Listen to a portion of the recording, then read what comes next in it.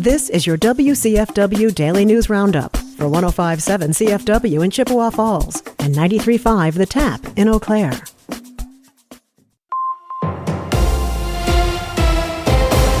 105.7 CFW News, I'm James Kelly. The Eau Claire City County Health Department is reminding residents to test their homes for radon this month. January is National Radon Action Month, and health departments across the state are offering discounts on radon test kits. Elizabeth Paulson is an environmental health specialist with the Eau Claire City County Health Department. She explained why January is the best time to test your home for radon. We're spending more time in our homes during winter months, and also because of pressure differences between the outside and the inside of your house. So usually when we have a heavy snowfall, when we have really cold temperatures, that can allow radon to really build up in a house even more than it would in the summer months. And then with our houses being in the closed conditions, that's the highest levels that the home can have for radon is usually winter, and that's why we focus on testing in January. According to the Environmental Protection Agency, radon is the second leading cause of lung cancer in the U.S. The gas typically enters the home through the foundation, becoming trapped with windows and doors shut tight for the winter. About 1 in 10 homes in Wisconsin have radon levels above EPA standards. Paulson says the rate is similar in just the Eau Claire area and shared information on how homeowners can get the discounted test kits. Here in Eau Claire, we have a test kit available, and on our website, we have a $2 off coupon that they can access. And then they come into the health department. We're located on the ground floor of the courthouse. They can buy the test kits from us. Also, if they're not around a health department, you can purchase them at hardware stores, but the cost may vary at a hardware store. If your home does have high radon levels, the health department can also connect you with contractors to install specialized pipes and a mitigation fan to protect you from the harmful effects of the radioactive gas. 2 proposed constitutional amendments reached a significant milestone in the state legislature this week. On Tuesday, the Wisconsin State Assembly officially passed the proposed amendments for the second time. If they pass again in the state Senate this session, they could appear on a statewide ballot as soon as November. The Republican-controlled state legislature has pursued constitutional amendments more often over recent years, hoping to circumvent the potential veto or partial veto from Governor Tony Evers on their proposals. One of the proposed amendments would ban government entities from discriminating against or granting preferential treatment to individuals based on diversity in public education or employment. Republican state lawmakers have targeted diversity, equity, and inclusion practices for years, but have not been able to get previous legislative attempts to do so signed into law by Governor Evers. The other proposed constitutional amendment would bar the government from closing houses of worship during times of emergency, like the COVID-19 pandemic.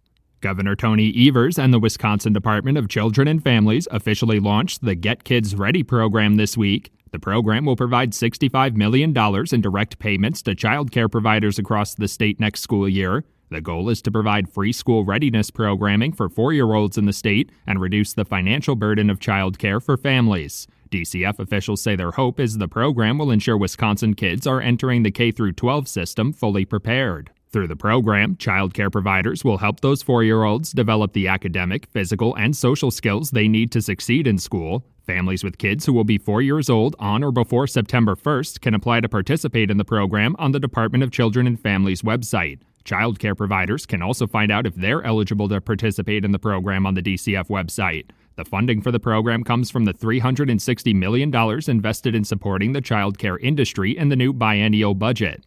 Eau Claire City Council President Emily Berge released an open letter for the community on Tuesday after immigration and customs enforcement agents were seen operating in the Chippewa Valley. In the letter, City Council President Berge acknowledged how difficult and frightening the current situation is for many community members. She reiterated that she stands in solidarity with the immigrant community and that Eau Claire's values are that of a welcoming and safe city. She encouraged residents to continue stepping up to help each other through those frightening times.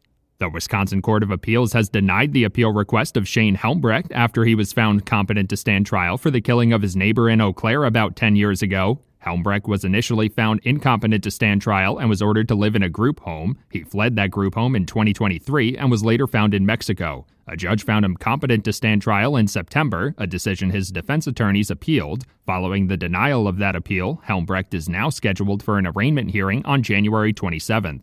Eau Claire Fire Rescue officials are asking residents to help clear the snow from fire hydrants in the area. According to a social media post, they're asking residents to consider adopting a hydrant. While there is no specific ordinance requiring people to clear snow from their hydrants, they're hoping residents will help out so they can access the water as quickly as possible during an emergency. Fire officials recommend clearing the snow from the hydrant to the street entirely, as well as about 3 feet from the sidewalk and 3 feet on each side.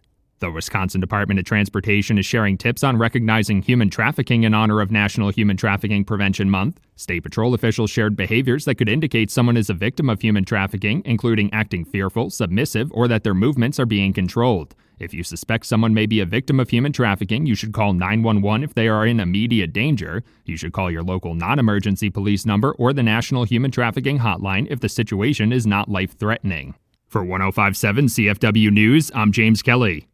A timeout for Wisconsin. I'm Mike Clemens with sports. Men's college basketball, an up-and-down start to the season. Wisconsin now on a roll. Wins over 3 Big Ten teams in a row. UCLA, Michigan, and Minnesota. Up next, they host Rutgers Saturday afternoon at 1. Greg Gard. We need a day off. We've had this has been a heck of a 3-game grind.